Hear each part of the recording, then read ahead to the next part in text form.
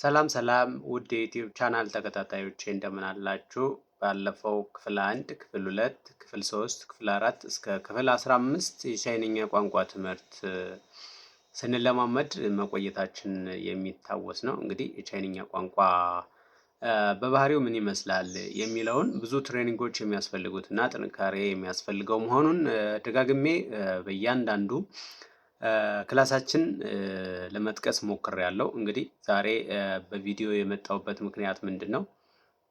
ምናልባት ፌስ ቱ ፌስ መታየት ምናልባት ቫልዩ ሊኖረው ይችላል ብዬ ስላሰብኩኝ ነውና ወደ ዛሬው ክፍል 16 የቻይንኛ ቋንቋ ትምህርት ከመግባታችን በፊት ላይክ፣ ሼር፣ ሰብስክራይብ እያደረጋችሁ ቪዲዮውን ላልደረሳቸው እንድታደርሱ ደግሞ እናንተም በደንብ ከኔ ጋር ትሬን እንድታረጉ ወይም ደግሞ ደጋግማችሁ ቃሉን እየተናገራችሁ እንድትለማመዱበት ስለፈለኩ ነውና እኔ ስል አብራችሁ እንድትሉ ነው ዋና ዓላማው ማለት ነው፣ ወደ ቪዲዮ የመጣሁበት ምክንያት። ስለዚህ የዛሬው ክላሳችን የሚሆነው ስለ ትምህርት ቤት ቁሳቁሶች ይሆናል ማለት ነው።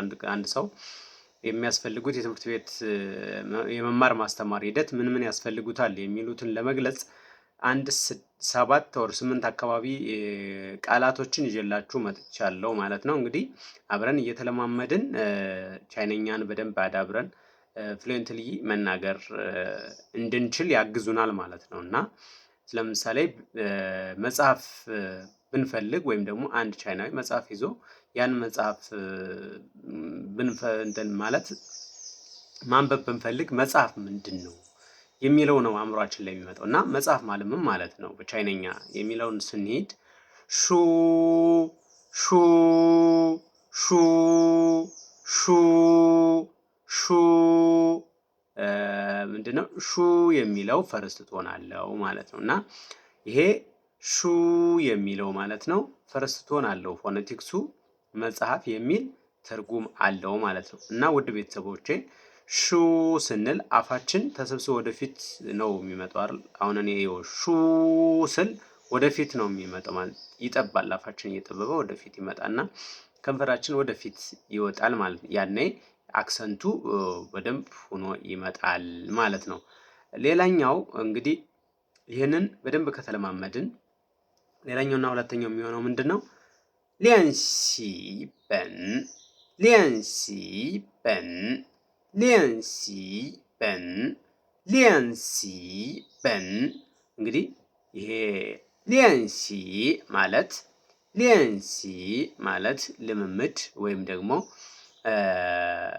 መለማመድ ማለት ነው። ምን ልምምድ ማለት ከሆነ ነገ ሹ ወይም ደግሞ በን ማለት ደግሞ ደብተር ነው ማለት ነው። ሊያንሲ በን ሊያንሲ በን ሊያንሲ በን ካልነው ማለት ነው ኤክሰርሳይዝ ቡክ ማለት ነው ማለት ነው።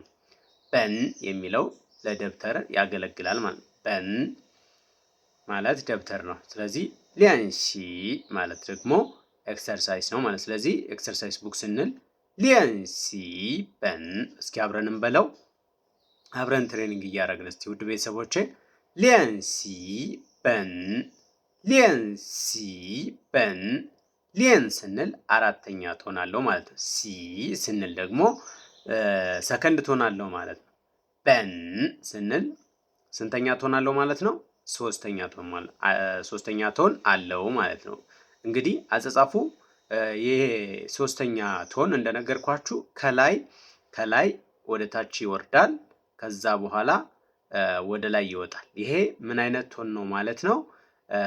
ሰርድ ቶን ነው ማለት ነው። ፈርስት ቶን ግን ልክ ከግራ ወደ ቀኝ ቀጥ ያለች ከጽሁፉ ከላዩ ላይ ካለች ያ ፈርስት ቶን ፎኔቲክስ እንለዋለን። ሰከንድ ቶን ፎኔቲክስ ደግሞ ከታች ተነስቶ ወደ ላይ ስላሽ የሚወጣ ከሆነ ሰከንድ ቶን እንለዋለን። ከላይ ተነስቶ ወደ ታች ወርዶ ወደ ላይ ሲወጣ ደግሞ ሰርድ ቶን ፎኔቲክስ እንለዋለን። ልክ ደግሞ ቁርጥ የሚል ወይም ደግሞ ከላይ ተነስቶ ገደም ያለ መስመር እንደዚህ ቁርጥ የሚል ከሆነ ደግሞ ምን ይሆናል ማለት ነው? ፎርዝ ቶን ፎኔቲክስ ይሆናል ማለት ነው። ስለዚህ አሁንም ይሄ ሊያንሲ በን የምንለው ማለት ነው። ሊየን ስንል አራተኛ ቶን፣ ሲ ስንል ደግሞ ሰከንድ ቶን፣ በን ስንል ደግሞ ስንተኛ ቶን ተጠቅመናል? አራተኛ ቶን። ስለዚህ የመለማመጃ ደብተር የሚል ትርጉም ይይዛል ማለት ነው። ሌላኛው እና ሶስተኛው ምንድን ነው የሚሆነው ማለት ነው? ቢ ቢ ቢ እስኪ አብረን እንለማመድ።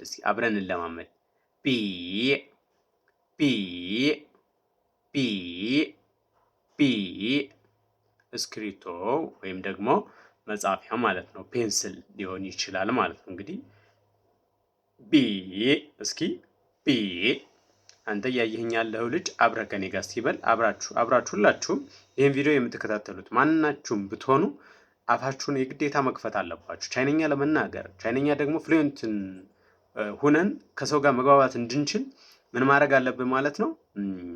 በቃ ዳይሬክት ከቋንቋ ጋር ከመጻፍ ጋር ሳይሆን ከመናገር ጋር ነው መሆን መቻል ያለበት ማለት ነው። እና የግዴታ ቀጥታ ኮንታክት መኖር መቻል አለበት ማለት ነው። ሌላ ይሄ ቢ የሚለው ልክ እስክሪብቶ ነው ካልኳችሁ ደግሞ ትርጉሙ እስክሪብቶ ከሆነ ወይም ፔንስል ከሆነ መጻፊያ ከሆነ እንትኑ ማለት እንግዲህ ቢ ሲባል ብዙ አይነት የመጻፊያ መንገዶች አሉ። እሱን ዘርዘር አድርገን በሌላ ቀን እንመጣባቸዋለን ማለት ነው። ሌላኛው እና አሁን በዚህ ቀጣይ ወይም ደግሞ አራተኛ ላይ የምነግራችሁ ምንድን ነው ማለት ነው? ሄይባን ሄይባን ሄይ የሚለው ጥቁር ነው። ሄይ የሚለው ጥቁር ነው። ባን የሚለው ደግሞ ቦርድ ነው ማለት ነው። ባን የሚለው ምን ይሆናል ማለት ነው? ቦርድ ማለት ነው። እስኪ አብረን እንለማመድ። እስቲ ውድ ቤተሰብ አብረን እንለማመድ። ሄይባን ሄይባን ሄይ ስንል ፈርስት ቶን አለው ማለት ነው።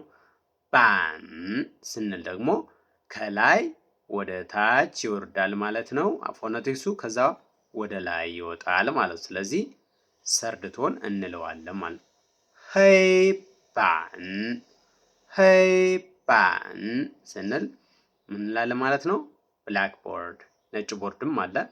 ካስፈለገ ስለሚበዛ ነው በቀጣይ ክላሳችን ልንሰራው እንችላለን ማለት ነው። ስለዚህ ከትምህርት ቁሳቁሶች መካከል እንግዲህ ብላክ ቦርድ መሰረታዊ ነገር ስለሆነ ቦርድ የሚለውን እዚህ አምጥቼዋለሁ ማለት ነው። እና በሌላኛው ወይም ደግሞ ስድስተኛው ወይም ቀጣዩ ሹሲያው ሹሲያው ሹሲያው ሹ ሲል ስንት አለው ማለት ነው? ሰከንድ ቶን አለው ማለት ነው።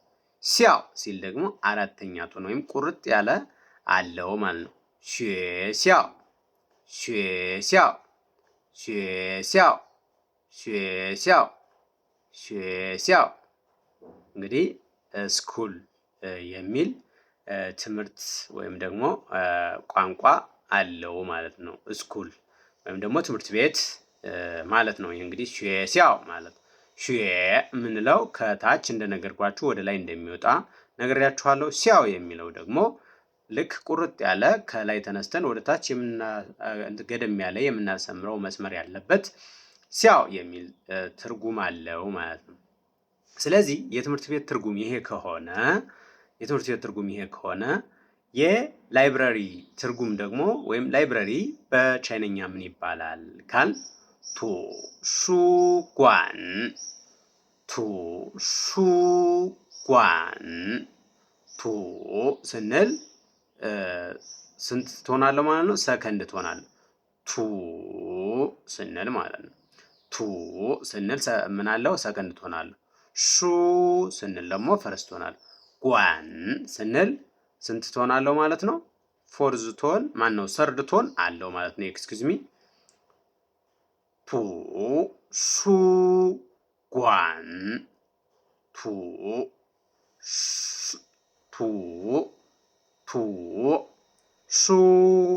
ሹ በመጀመሪያው ላይ የነገርኳችሁ ማለት ነው። ሹ ጓን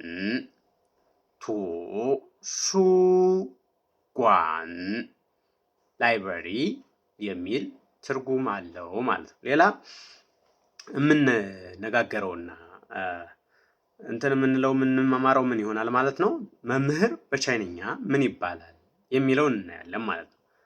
ላውሽ ላው ላው ላው ላው አው የሚለው ጉሮሯችን ላይ ትንሽ ፈታኝ የሆነ ነገር አለው ማለት ነው። ስለዚህ ላው ላው ላው ላው ላው ሽ ሽ የሚለው ደግሞ ፈርስት ሆናለሁ ማለት ነው።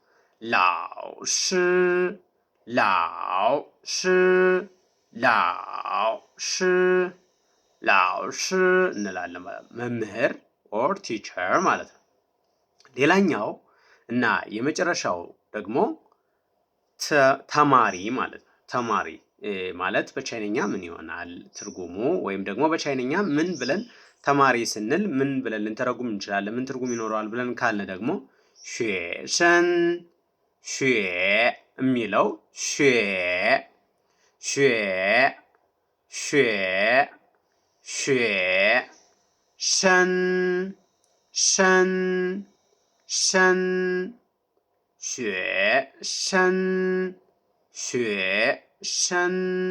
ስለዚህ በቻይኒዝ ፎነቲክስ አራት አይነት ፎነቲክሶች እንዳሉ ወይም ደግሞ የፎነቲክሱ ቋንቋውን ፐርፌክትሊ እንድንናገረው ወይም ደግሞ መልእክቱ መድረስ ላለበት አካል እንዲደርስ የሚያደርጉ አራት አይነት የቻይኒዝ ፎነቲክሶች እንዳሉ ተነጋግረናል። የመጀመሪያው ፈርስት ቶን ሲሆን ይሄ ቀጥ ያለ መስመር ሆኖ ድምጻችንን ሌቭል እንዲሆን የሚያደርግ ሲሆን ሰከንድ ቶን የምንለው ደግሞ ድምፁ ከታች ተነስቶ ስላሽ ሆኖ ወደ ላይ እንዲወጣ የሚያደርግ ነው ማለት ነው። ሶስተኛው ደግሞ ድምጻችን ቪ ቅርጽ ያለው ይሆናል። ቪ ቅርጽ ማለት ሰርድ ፎነቲክስ ሲሆን ከላይ ተነስቶ ወደ ታች ይወርድና ወደ ላይ ተመልሶ ሲወጣ ይሄ ሰርድ ፎነቲክስ እንለዋለን። ሌላ ቁርጥ ብሎ እንደ ስላሽ ወይም ደግሞ ከላይ ተነስተን ስላሽ የሆነ ነገር ወደ ታች የምናወርደው ከሆነ ከግራ አካባቢ ተነስተን ወደ ቀኝ የምናሰምረው ስላሽ የሆነ ገደም ያለ መስመር እያሰመር ነው የምንወርድ ከሆነ እሱ ፎርዝ ቶን ወይም ደግሞ ቁርጥ ያለ ድምጽ አለው ማለት። ስለዚህ እነዚህን በየትኛውም የቻይንኛ ቋንቋ ማንዳሪን ውስጥ በደንብ አድርገን ከተናገርናቸው ቋንቋው መድረስ ላለበት አካል በትክክል መድረስ ይችላል ወይም ደግሞ አንደርስታንድ ሊያደርገን ይችላል ማለት ነው። ውድ ቤተሰቦቼ አሁን ልነግራችሁ የምፈልገው ምንድነው ተስፋ መቁረጥ የሚለው ነገር ማለት ማንኛውም ነገር ቀላል አይደለም። በየትኛውም አጋጣሚ ቢሆን ተስፋ ሳንቆርጥ በደንብ አድርገን ከተለማመድ ነው የማይወጣ ዳገት የማይሰራ ስራ አይኖርም ማለት ነው። በማንኛውም በየትኛውም አጋጣሚ ሁላችሁንም ማገዝ ባለብኝ ነገር እንዳግዛችሁ የምትፈልጉ ከሆነ ኮሜንት ላይ ጻፉልኝ። በየትኛውም አጋጣሚ አግዛችኋለሁኝ፣ እንተጋገዛለን። ማንኛውም ሰው በቋንቋ ፐርፌክት አይደለም። እኔም እንደናንተ አብሬ እናንተን ሳስተምር ወይም ደግሞ ለናንተ ይህንን ቪዲዮ ስለቅ እኔም አብሬ እየተማርኩ ነው የሚሄደው ማለት ነው። ይሄ ሁለት ነው የሚሆንልኝ ለእኔም፣ አንድ እማራለሁ፣ አንድ ደግሞ እናንተን አሳያለሁ ማለት ነው። እናንተ ስታግዙኝ እኔም ሳግዛችሁ ደግሞ ፐርፌክሽን ይመጣል ማለት ነው። ስለዚህ ውድ ቤተሰቦቼ ይሄ እንዲሆን ደግሞ የእናንተ ላይክ፣ የእናንተ ኮሜንት፣ የእናንተ ሼር፣ የእናንተ ሰብስክራይብ መሰረታዊ ነገር ስለሆነ ላልደረሳቸው ሰዎች ላይክ፣ ሼር፣ ሰብስክራይብ እያደረጋችሁ ላልደረሰው እንድታደርሱ ማለት ፈልጋለሁ። ለዛሬ በዚህ እንሰናበታለን። በቀጣይ በሌላ ክላስ እስከምንገናኝ መልካም ሳምንት ይሁንላችሁ። በጣም ወዳችኋለሁ። አገራችን ኢትዮጵያን ሰላም ያርግልን፣ ፍቅር ይብዛልን። ውድ ቤተሰቦቼ እወዳችኋለሁ። ቻው ቻው።